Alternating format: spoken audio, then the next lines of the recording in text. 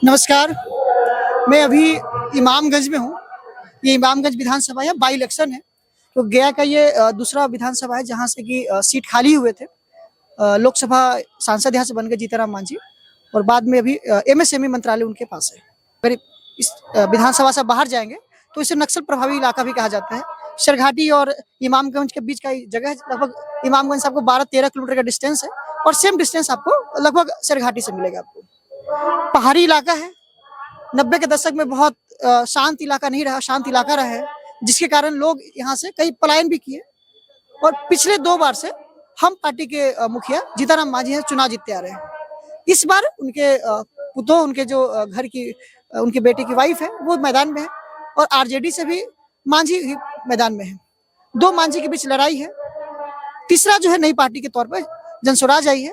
तीनों को लेकर क्या मंथन है इस बारे में, क्योंकि अभी राजद का सभा भी है यहाँ पे, नॉमिनेशन सभा है। नॉमिनेशन करने के बाद जब रोशन मांझी आएंगे तो भाषण में उनकी है, क्योंकि यहाँ पे कई जो समर्थक मिलेंगे वो सब राजद के मिलेंगे। लेकिन सवाल उनसे किया जाएगा कि अगर वो राजद को वोट दे रहे हैं तो किन कारणों से दे रहे हैं और किन मुद्दों पे आकर वो वोट दे रहे हैं। चले पूछते हैं इनसे। क्या नाम है आपका? मेरा नाम मिथिलेश कुमार है। आप कहाँ से, यहीं से हैं या कहीं और से हैं? डुमरिया से। डुमरिया से। डुमरिया काचर पंचायत। रोशन मांझी उधर कहीं है? जी, मेरा ही पंचायत का है रोशन। अभी के पंचायत जी। कैसा माहौल है? माहौल तो बढ़िया है। माहौल तो इनके अलावा और माहौल तो है ही नहीं हुआ।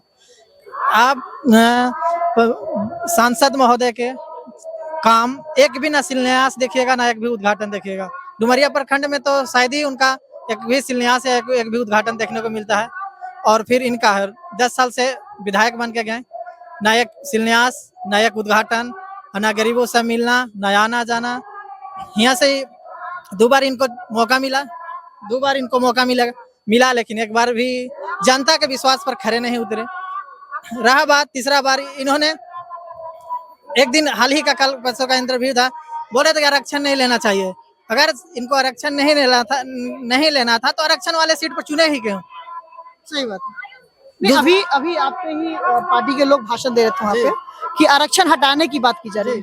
कहाँ, कौन सा शब्द आया जहाँ आरक्षण हटाने की सरकार ने बात की? मुझे वो थोड़ा एक्सप्लेन करके बताइए। सरकार ने तो कहीं नहीं कही आरक्षण हटाने की बात। अभी आपके ही सभा में भी भाषण दे रहे थे अभी के नेता कि आरक्षण हटाने की बात की जा रही है। कहाँ आरक्षण हटाने की बात की? आरक्षण हटाने के लिए सरकार की बात नहीं हो रही, इनकी बात हो रही है। प्रश्न जो अभी तो उन्होंने बोला कि सरकार की बात उन्होंने बोला है। शब्द सरकार जो शब्द का प्रयोग उन्होंने किया है। सरकार तो ये नीतीश कुमार की सरकार में तो अभी ऐसा कोई नहीं बोला है फिलहाल के लिए। आप ही के मंच से तो बोला गया है।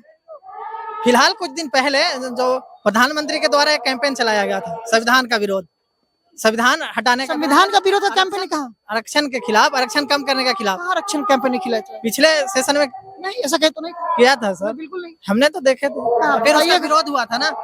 आरक्षण हटाओ की कहीं मैटर हुआ ही नहीं है। आप ये बता सकते हैं कि आरक्षण के पार्लियामेंट में नया आरक्षण दिया गया है, जो ईडब्ल्यूएस आरक्षण दिया गया भैया। कम से कम मंच पे जो नेता आप जिनको मान रहे हो तो सही से बोले। क्या नाम है सर आपका? मेरा नाम बिंदेश्वर प्रसाद हुआ।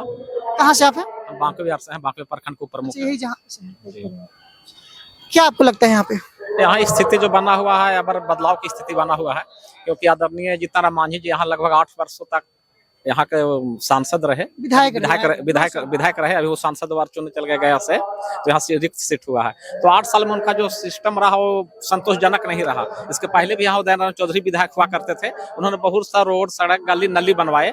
लेकिन हम लोग कुछ मतलब इमामगंज चौधरी को लेकर ये भी कहा जाता है उनको अलग से टैक्स भी दिए जाते थे बाजार में लोग। नहीं, ऐसा नहीं था। उदयनारायण चौधरी यहाँ 90 से 95 तक वो अलग से जनता दल से विधायक, उनको अलग से टैक्स मिलता था। नहीं, ऐसा कोई बात नहीं है। और 95 में जब यहाँ आदरणीय नीतीश कुमार जी समता पार्टी का गठन किए, तो उस समय रामस्वरूप पासवान जी उनके समता से हुआ, तो फिर चौधरी जी उसमें हार गए।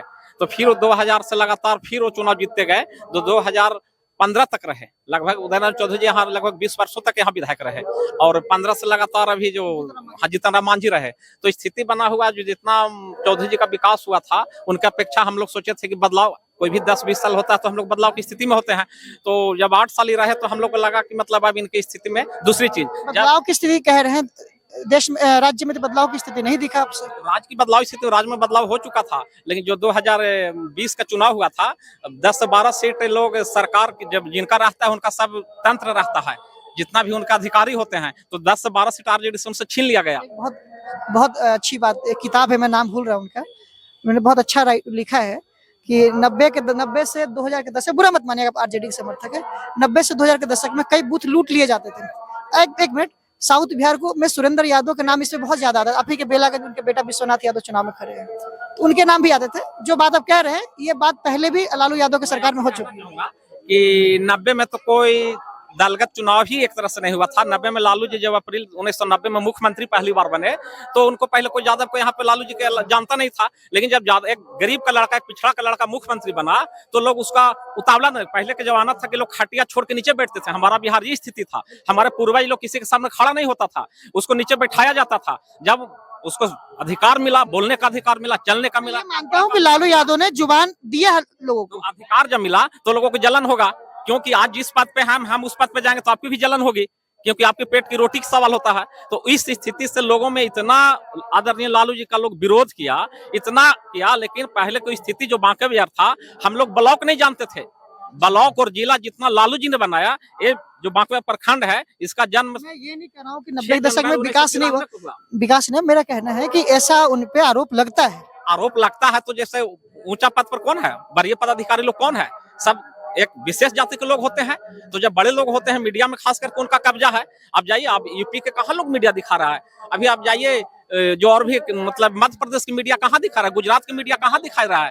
तो लेकिन बंगाल को दिखाएगा और आपको यहाँ झारखंड को दिखाएगा, बिहार को दिखाएगा। बहराइच के मामले पे भी मीडिया दिखाई, ऐसा नहीं कि बहराइच के मामले मीडिया नहीं दिखाई। बहराइच के मामले में वैसा कितने बहराइच यूपी में हो गया, वैसा कितने यूपी बिहार में हो रहा है, वैसा गुजरात में जाके देखिए। और नकली जज मिल रहे हैं, नकली मतलब प्रेस वाले ही भी इसका पर्दाफाश भी करते हैं। ऐसा नहीं प्रेस वाले काम नहीं करते। देखिए ऐसा क्या है, ऐसा क्या भाई साहब, ऐसा है कि अगर आपके अनुसार खबर नहीं मिला तो आपको लगता है खबर बिका हुआ है। अगर आपके अनुसार जो खबर मिल गया, जो चला दिया, आपको लगता है वही खबर अच्छा है। खबर सब अच्छी होती है, बशर्ते कि आपका देखने का जो नजरिया वो उसमें अंतर है। खैर, दूसरा सवाल ये हमारा कि जब तक आप कह रहे हैं लालू यादव, क्योंकि राजद आपकी पार्टी में, उसमें कोई दखलंदाजी नहीं, ठीक है। अब ये बताइए कि किस प्रकार काम होना चाहिए जो जीतनराम मांझी ने नहीं किया। जैसे जीतनराम मांझी के जो यहाँ को उभरे, एक तरह से लगे कि मतलब एक गरीब का लड़का है, गरीब समुदाय से है, मांझी समुदाय से है, मांझी का कल्याण होगा। लेकिन यहाँ तो सबसे ज्यादा मांझी का ही शोषण हो रहा है। स्मार्ट मीटर में जब यही इसी ग्राउंड में मांझी जी का प्रोग्राम किया गया, तो कोई पूछा कि स्मार्ट मीटर पे क्या, तो स्मार्ट मीटर सही है, ये मिस्त्री और इंजीनियर लोग गलत करता है। ऐसा होता है क्या कि मिस्त्री लोग इंजीनियर लोग गलत करता है? आपको बरगलाने के नहीं, इनको और हमारे जो भारत के प्रधानमंत्री मोदी जी हैं, इनको पाल के रखा है। कुछ ना कुछ जो बोलेंगे वही इनको बोलना पड़ेगा। अगर उनके विरोध में बोलेंगे, क्योंकि कल एक सीट पे मंत्री इनको मिला है, जबकि बहुत लोग और हैं। हमारे यहाँ 11-12 सीट आदरणीय नीतीश जी का, उनको 2 मंत्रालय मिला है, तो एक पर मिला है, तो कहीं ना कहीं एमएसएमई बहुत बड़ा डिपार्टमेंट मिला है, तो कहीं ना कहीं इनको उनके अनुरूप में बोलना होगा। और जिस दिन नहीं बोलेंगे, उस दिन इनको उनसे बाहर किया जाएगा। एक सीट से उनकी सरकार गिरने वाली, उखड़ने वाली नहीं है।